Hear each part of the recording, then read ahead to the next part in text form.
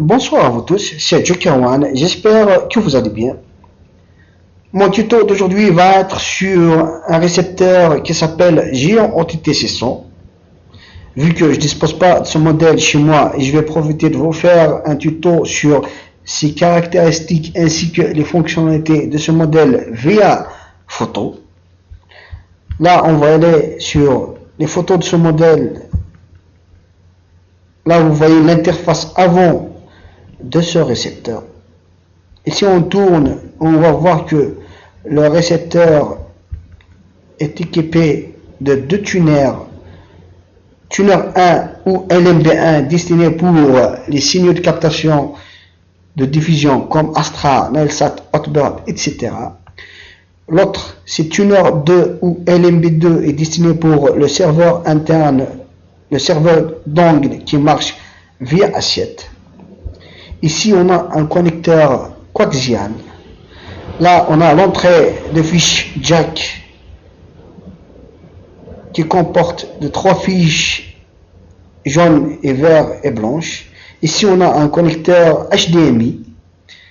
En haut, on a un connecteur de carte. Ici, on a un connecteur de câble Ethernet.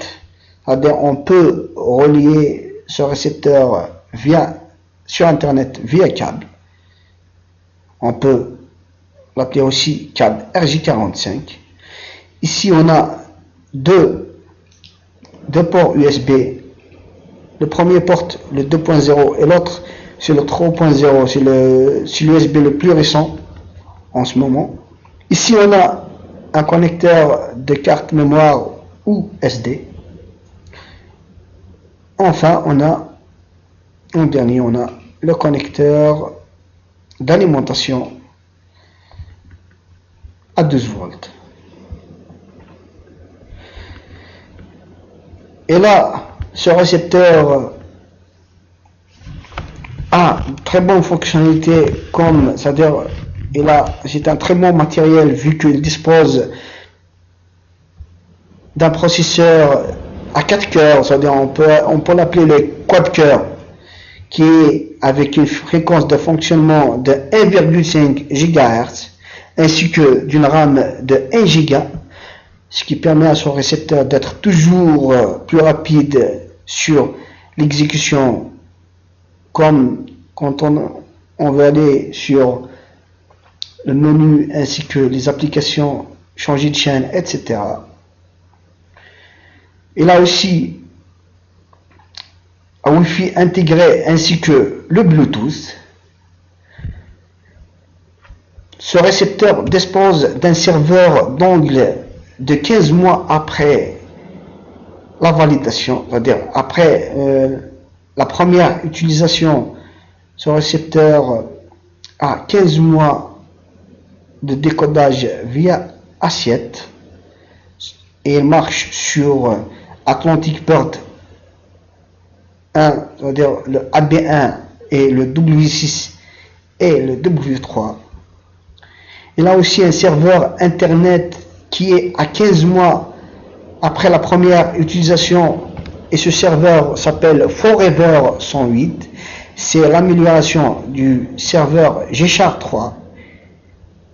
Il a aussi un serveur IPTV de 6 mois. Ce récepteur, sincèrement, je le conseille pour les gens qui habitent surtout en France ou en Italie, c'est-à-dire des personnes étrangères, vu qu'ils disposent de l'option IPTV, c'est-à-dire vous pouvez le faire marcher sans assiette parabolique,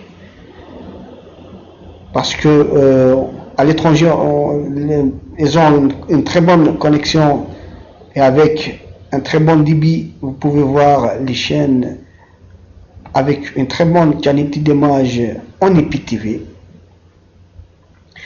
Et il est aussi bien pour les gens qui habitent en Algérie, etc., vu qu'ils disposent toujours d'un serveur d'angle, c'est-à-dire le décodage via assiette.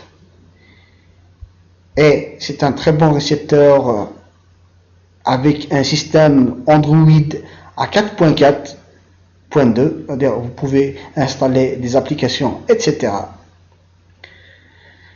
Bref, j'espère que ce tuto saura bien vous aider et j'espère aussi de votre part de m'aider à améliorer cette chaîne en s'abonnant ainsi que en la partageant avec vos amis.